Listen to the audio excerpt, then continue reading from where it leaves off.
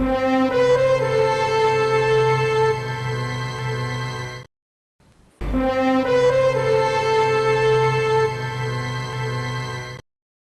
આપનું નામ?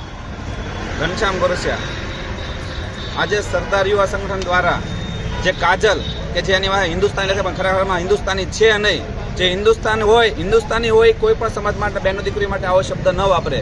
આજથી 9 મહિના પહેલાં મોરબીની દીકરીઓ માટે સુરતના એક પ્રોગ્રામમાં સ્ટેજ ઉપરથી એ બોલ્યા કે 9 મુસલમાનના છોકરા હારે પાટીદારની દીકરીઓ કે જે એકાબીજા માટે બોયફ્રેન્ડ ફેરવે છે, પહેલે તો એની વાતમાં તે સસ્તી પ્રસિદ્ધિ મેળવવા માટે આવી વાતો કરે છે।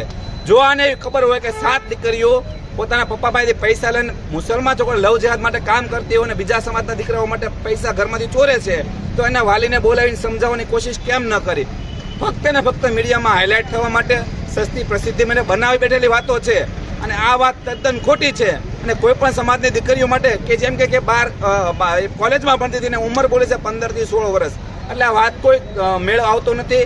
ફક્ત ખોટી વાતો છે, પોતાની ટીઆરપી વધારવા માટે કરેલી વાતો છે। એટલે પાટીદાર સમાજ આ કાજલનો ચુડેલનો સંપૂર્ણ વિરોધ કરે છે અને કાજલ જો પાટીદાર સમાજની માફી નહીં માગે તો ભવિષ્યમાં આનાથી પણ આક્રમક પ્રોગ્રામ આપવામાં આવશે અને કાજલની હિન્દુસ્તાની કે તેના તેવડ હોય તો ભાવનગર જિલ્લામાં એક પણ સ્ટેજ પ્રોગ્રામ કરે કેમ પ્રોગ્રામ થાય છે એને ખબર પડે।